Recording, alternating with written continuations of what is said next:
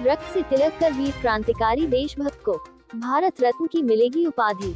वीर सावरकर को भारत रत्न से अलंकृत कराने हिंदू महासभा करेगी रक्त तिलक। उज्जैन। महान क्रांतिकारी देशभक्त वीर सावरकर का बलिदान आज हमें मिली आजादी का ही प्रतिफल है। ऐसे हमारे वीर क्रांतिकारी देशभक्त को भारत रत्न की उपाधि से सम्मानित कराने के लिए 5 दिसंबर 2021 को हिंदू महासभा गुजरात के सूरत में देश के कोने कोने से लाखों कार्यकर्ता की संख्या में उपस्थित होकर वीर सावरकर जी की प्रतिमा का रक्त से तिलक करेगी।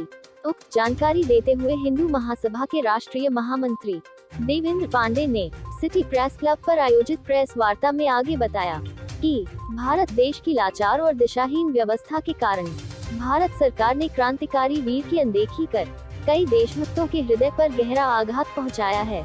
इसी आघात की क्षतिपूर्ति करने के लिए हिंदू महासभा भारत देश के सभी राजनेताओं को कार्यक्रम में आमंत्रित कर सभी की उपस्थिति में जनता के हृदय रत्न को भारत रत्न के रूप में अलंकृत करने के लिए दृढ़ संकल्पित है। इस अवसर पर देश की जनता से एक और आह्वान है कि 25 दिसंबर को जो व्यक्ति जहां कहीं भी हो वो अकेला या समूह के रूप में एकत्रित होकर वीर सावरकर जी की प्रतिमा को अपने रक्त से तिलक कर सावरकर भारत रत्न का जय घोष करें। सावरकर जी को हम लोग भारत रत्न देने का आयोजन किया है। हमने 5 दिसंबर को सूरत में एक बड़ा आयोजन कर रहे हैं जिसमें पूरे देश से करीब 1.25 लाख देशभक्त शामिल होंगे। सरकार से लगातार हम लोग निवेदन कर रहे हैं, आवेदन दे रहे हैं, प्रार्थना कर रहे हैं कि सावरकर जी को भारत रत्न दीजिए, क्योंकि वो भारत रत्न के हकदार हैं और सरकार ने कई बार इस बात को कहा है, स्वीकार किया है। लेकिन लगातार उनकी उपेक्षा और ऐसे लोगों का सम्मान मंच पे जो सम्मान के हकदार नहीं हैं, तो ऐसा लगा कि देश के जो सपूत साथी हैं, जो क्रांतिकारी हैं, उनका अपमान हो रहा है।